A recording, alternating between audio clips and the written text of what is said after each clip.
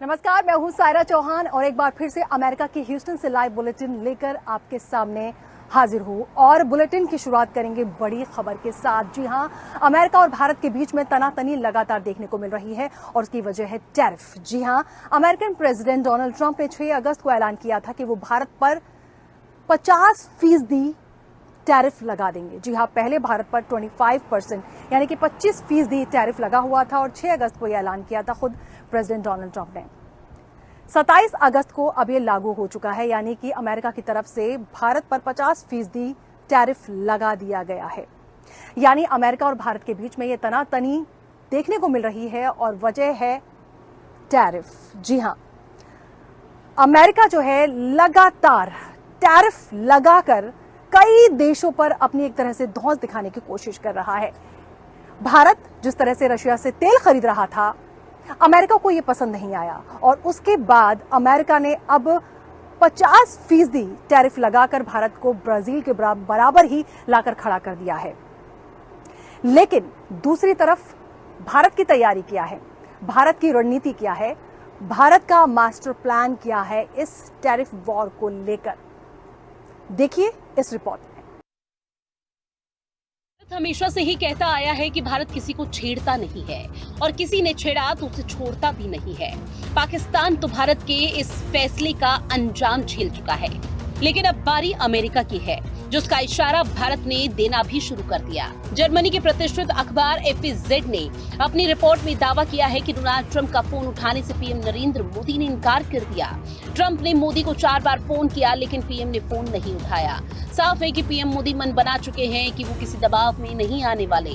लेकिन सवाल तो ये है कि भारत पर लगाए गए टैरिफ के बाद आगे क्या होगा और इसका भारत पर कितना असर पड़ेगा।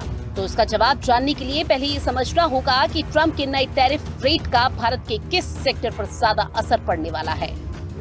Textile, jewellery, sea food, handicraft, ये वो सेक्टर हैं जिससे ज्यादा नुकसान पहुंचने की आशंका है।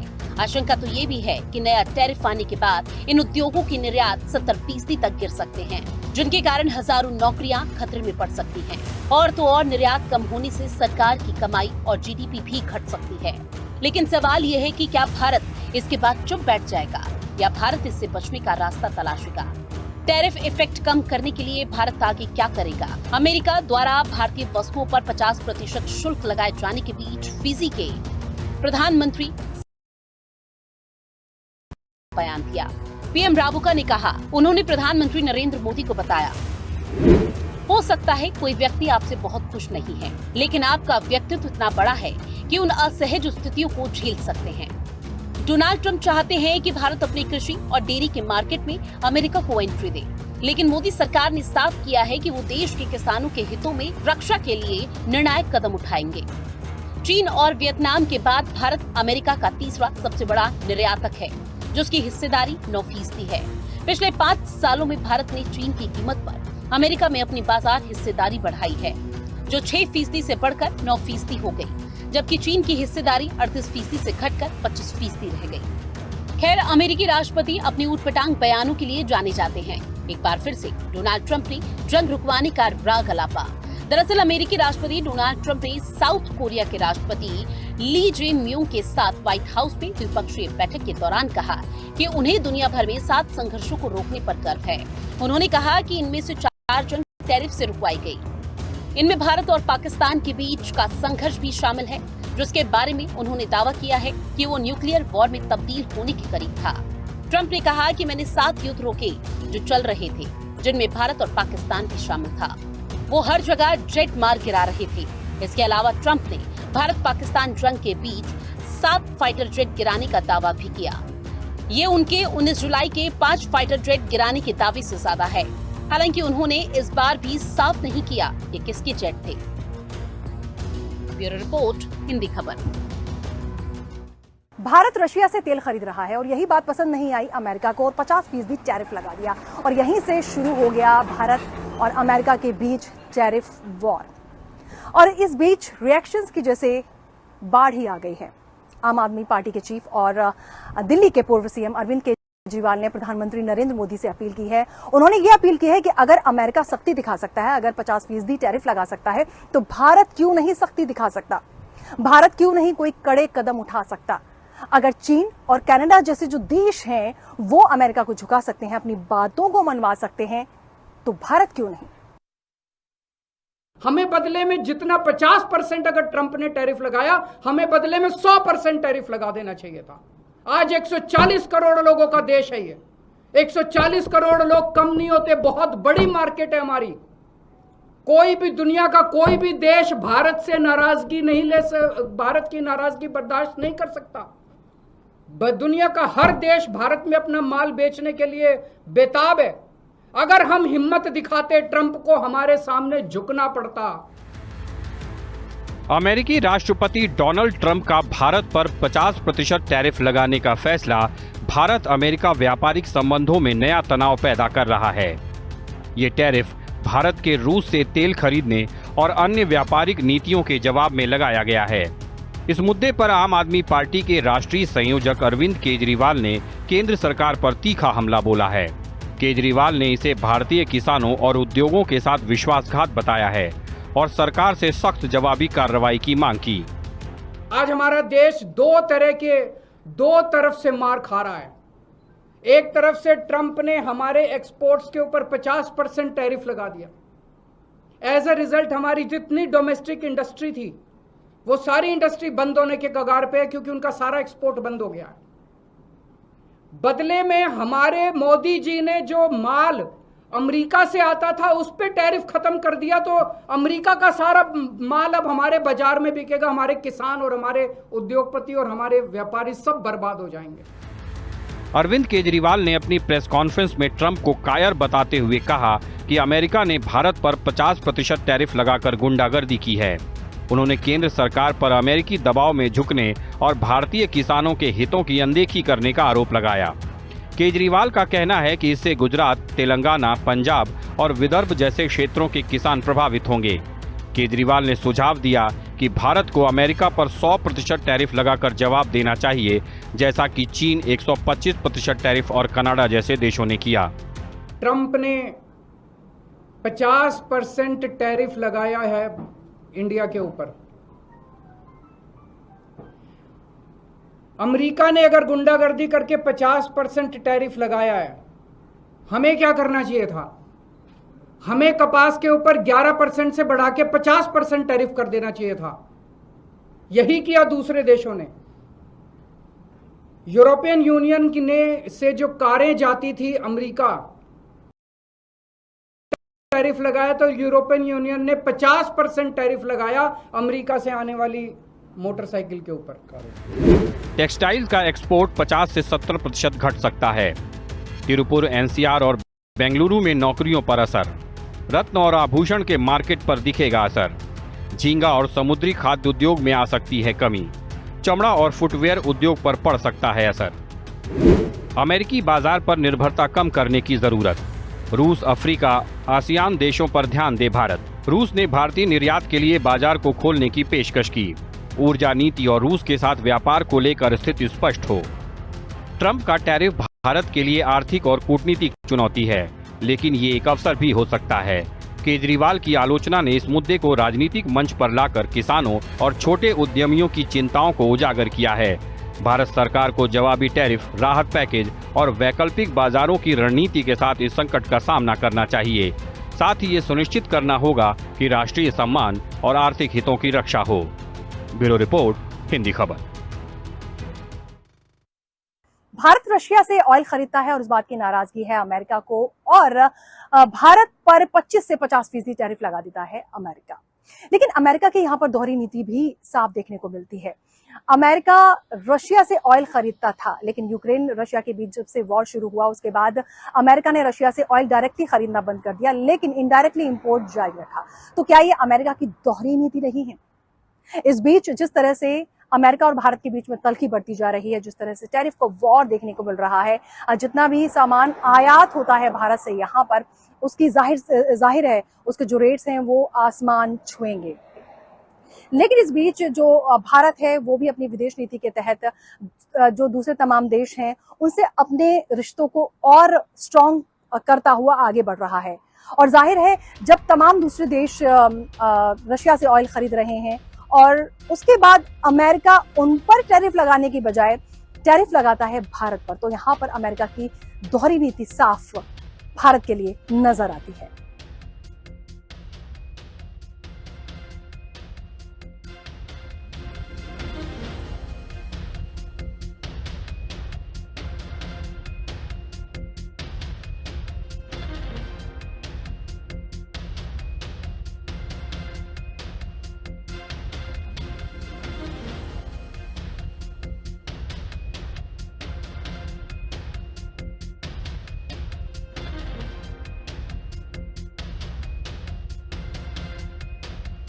अमेरिका के भारत पर 50% टैरिफ लगाने के बाद पहली बार ऐसा हो रहा है कि भारत के प्रधानमंत्री नरेंद्र मोदी किसी विदेश यात्रा पर हैं। जी हां, प्रधानमंत्री नरेंद्र मोदी जापान के 2 दिवसीय दौरे पर और इस बीच जब टैरिफ वॉर देखने को मिल रहा है, टैरिफ का बवंडर देखने को मिल रहा है, ऐसा लग रहा है कि जापान के बीच में ट्रेड के नए आयाम भी देखने को मिलेंगे।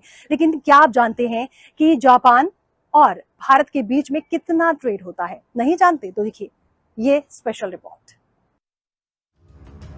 प्रधानमंत्री नरेंद्र मोदी के जापान के बाद चीन दौरे के कई रणनीतिक, आर्थिक और भू राजनीतिक फायदे हो सकते हैं। टोक्यो से नई दिल्ली तक गूंज रही है मेक इन इंडिया की बात। जापान से मिले निवेश, तकनीक और रणनीतिक समर्थन के साथ अब प्रधानमंत्री नरेंद्र मोदी एशिया की सबसे बड़े खिलाड़ी चीन की ओर बढ़ रहे हैं। चीन दौरे के दीर्घकालिक असर हो सकते हैं, खासकर ट्रम्प टैरिफ और इंडो पैसिफिक रणनीति को लेकर। भारत और चीन दुनिया की सबसे बड़ी उभरती अर्थव्यवस्था है। व्यापार घाटे को कम करने के लिए संतुलित व्यापार पर बातचीत संभव। चीन भारत में कर सकता है निवेश आकर्षित करने की कोशिश। गलवान संघर्ष के बाद से भारत और चीन के रिश्तों में पिछले कुछ वर्षों से तनाव रहा है, लेकिन प्रधानमंत्री नरेंद्र मोदी की ये संभावित यात्रा संकेत देती है कि भारत सिर्फ मुकाबला नहीं, संवाद और रणनीतिक सामंजस्य का रास्ता भी खुला रखना चाहता है। गलवान झड़प के बाद से रिश्ते तनावपूर्ण हैं। डिप्लोमेसी के जरिए रिश्तों को पटरी पर लाने की कोशिश। बॉर्डर विवाद पर बातचीत के लिए बन सकता है माहौल। चीन से जुड़ाव भारत के लिए जरूरी है क्योंकि व्यापारिक निर्भरता अभी भी बड़ी है। साथ ही ब्रिक्स और SCO जैसे मंचों पर दोनों देशों की साझेदारी वैश्विक राजनीति में भारत की भूमिका को और भी मजबूत करती है। ब्रिक्स, SCO, G20 जैसे मंचों पर चीन भारत की भूमिका अहम। ये यात्रा राजनीतिक ताकत और संतुलन बनाने का मौका। जहां जापान भारत को चीन का विकल्प मानता है, वहीं चीन भारत को एक संतुलित प्रतिस्पर्धी की तरह देखता है। मोदी की ये कूटनीतिक चाल भारत को एशिया में एक स्थिर शक्ति और कदम हो सकती है। एक और जापान के साथ टेक्नोलॉजी और निवेश का गठजोड़, तो दूसरी ओर चीन के साथ सीमित लेकिन रणनीतिक संवाद।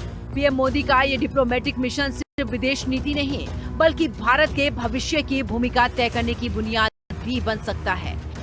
ब्यूरो रिपोर्ट, हिंदी खबर। Foreign commercial truck driver visa अब अमेरिका इशू नहीं करेगा, सस्पेंड कर दिया है। यानी कि ये जो वीजा है H-2B, ये इशू नहीं किए जाएंगे फिलहाल। Secretary of state Marco Rubio ने इस बात का ऐलान किया। और ये जो सब कुछ हुआ है, ये जो घटना हुई है, दरअसल एक इंसिडेंट की वजह से हुई है, एक एक्सीडेंट की वजह से हुई है। और ये एक्सीडेंट हुआ था 12 अगस्त को फ्लोरिडा हाईवे पर, जब 18 वर्षीय हरजिंदर, जो कि भारत मूल के शख्स हैं, उन्होंने वो गाड़ी चला रहे थे, वो ट्रक चला रहे थे दरअसल, और उसमें एक्सीडेंट, उनके गलत यू टर्न लेने की वजह से एक बड़ा एक्सीडेंट हुआ जिसमें 3 अमेरिकी मारे गए।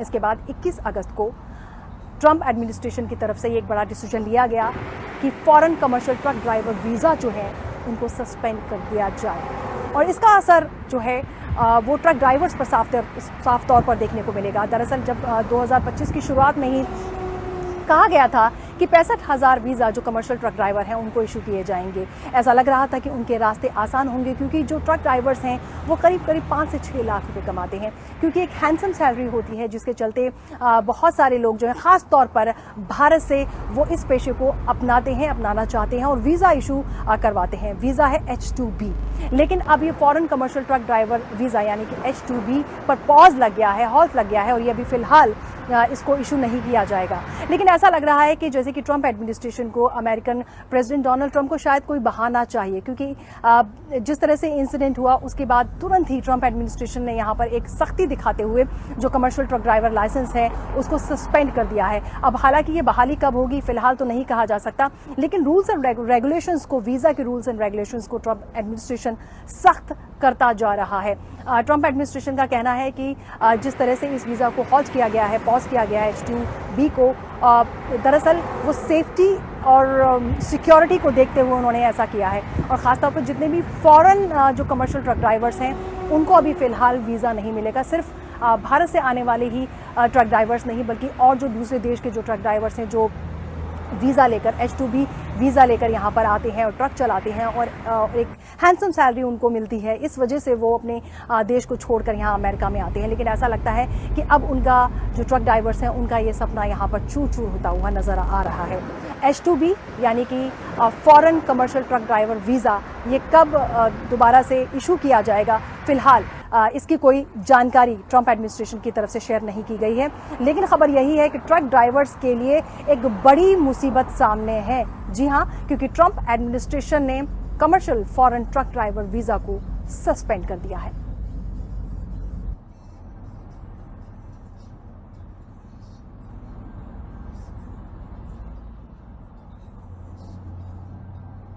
और अब आपको ले चलते हैं अमेरिका के शिकागो में। जी हाँ, शिकागो के हरिओम गुरुकुल के दूसरे दीक्षांत समारोह में, जहां पर बड़ी संख्या में लोग मौजूद रहे। क्या बच्चे क्या पढ़े।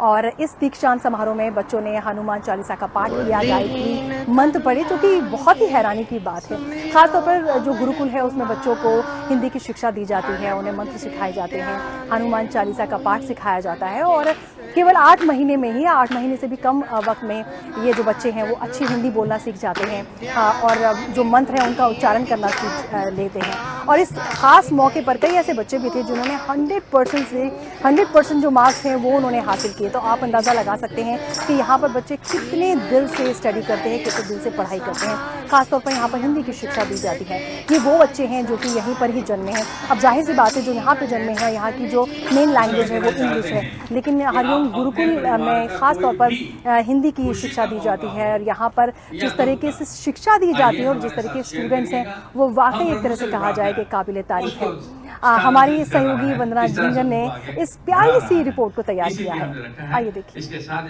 2 सूचनाएं आपके साथ शेयर।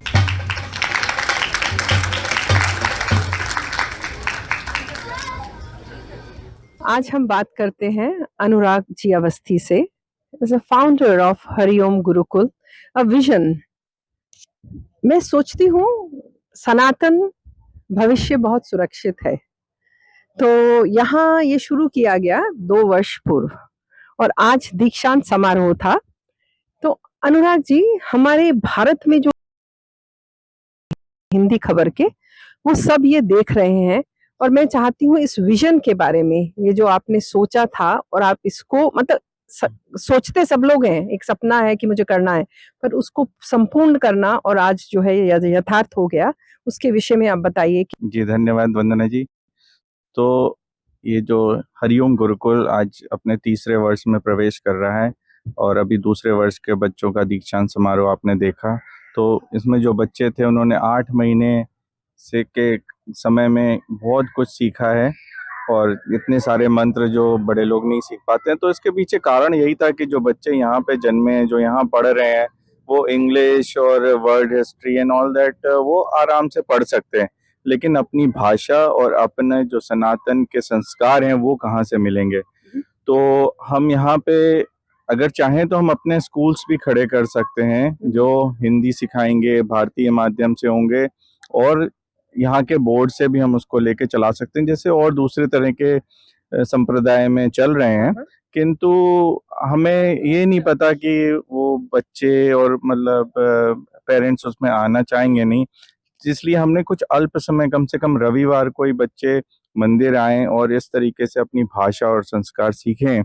तो इसके उद्देश्य को लेकर के हमने ये हरिओम गुरुकुल का प्रारंभ किया और पहले हमने अपने बच्चों से इसको शुरू किया, अपने बच्चों को सिखाया। जब वहाँ पे हमें इसका प्रतिफल मिला तो उसके बाद हमने हरिओम गुरुकुल के माध्यम से समाज में और बच्चों के लिए इसको बढ़ाने का कार्य किया।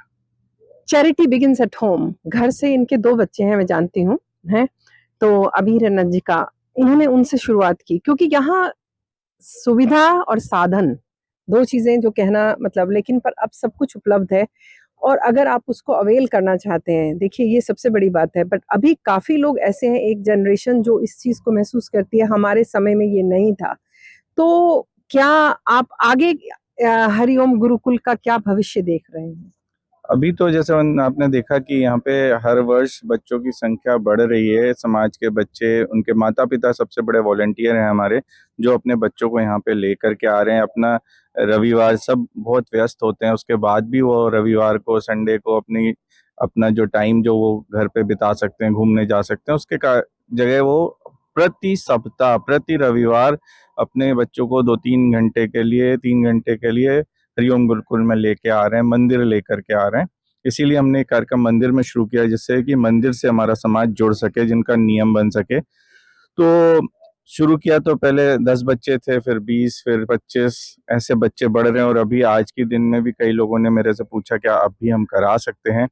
तो अभी तो यही है कि हमारे समाज में सारे बच्चों में जागरूकता जाए कि हमें अपनी भाषा को, अपनी मातृभाषा को, अपनी माता का सम्मान देना है और अपने जो सनातन संस्कार हैं उनकी तरफ अपने बच्चों को, आगे की पीढ़ी को लेके जाना है। तो बहुत बड़ा तो नहीं हम देखते, पहले हम छोटे कदमों से आगे बढ़ना चाहते हैं। तो अभी तो यही है कि ज़्यादा से ज़्यादा लोगों में ये जाए, वो हरिओम गुरुकुल आए या ना आए, अपने क्षेत्र में जहाँ पे भी वो कर सकते हैं तो उनको इससे जुड़ना चाहिए। बहुत बढ़िया बात कही। और मैं एक बात कहूँगी हमारे दर्शकों को, जो आज 2 बच्चे दीक्षांत समारोह में भाग लिया, उन 2 बच्चों के घर में हिंदी नहीं बोली जाती, उनके माता पिता हिंदी भाषी नहीं है, पर उन्होंने फिर भी संकल्प लेकर के किया। तो ये भारत में रहने वाले भारतीय लोगों के लिए बहुत बड़ा संदेश है। अगर आपके पास में आपकी भाषा एक ही राष्ट्र में सब जगह सब लोग बोल सकते हैं, आपने अपनी मदर टंग बोलिए, जो बोलते हैं, तमिल बोलिए, तेलुगु बोलिए, जो मर्जी बोलिए, मगर अगर हिंदी है तो आपको उसमें गर्व होना चाहिए। बहुत मेरे लिए बहुत बड़ा सरप्राइज था जब वो आए वंदना जी की, उन्होंने बोला कि अपना बताया परिचय, और तो मैंने कहा कि आपके घर में भी नहीं बोली जाती और आपकी मदर टंग भी नहीं है, तो भी आप हिंदी सीखना चाहते हैं। तो उनकी माता ने यही कहा कि नहीं, हम हिंदी सिखाना चाहते हैं, हिंदी बहुत सुंदर भाषा है और हमारे बच्चों को आएगी तो हमारे लिए गर्व की बात होगी। और वो बच्चे 2 साल से कंटिन्यू कर रहे हैं, this is like main thing. और जैसे आपने बोला वहाँ भारत को संदेश दिया, तो मैं भी आपके माध्यम से ये संदेश देना चाहता हूँ कि भारत में हमारे बच्चे परिवारों के जा रहे हैं, बहुत बड़े बड़े स्कूल्स में जा रहे हैं, कॉन्वेंट स्कूल्स में जा रहे हैं, तो वहाँ पे साइंस सीख रहे हैं, इंग्लिश सीख रहे हैं, सब कुछ सीख रहे हैं, लेकिन अपनी भाषा और अपनी संस्कृति में, भाषा का भी वहाँ पे ऑप्शन है लेकिन संस्कृति से नहीं जुड़ रहे हैं। तो मैं ये चाहूंगा कि जो वहाँ के हर एक क्षेत्र के मंदिर हैं, वहाँ पे इस तरीके के सांस्कृतिक स्कूल वहाँ पे शुरू होने चाहिए, गुरुकुल। भाषा, भूषा और भोजन, इसको नहीं भूले, तभी हम आगे बढ़ सकते।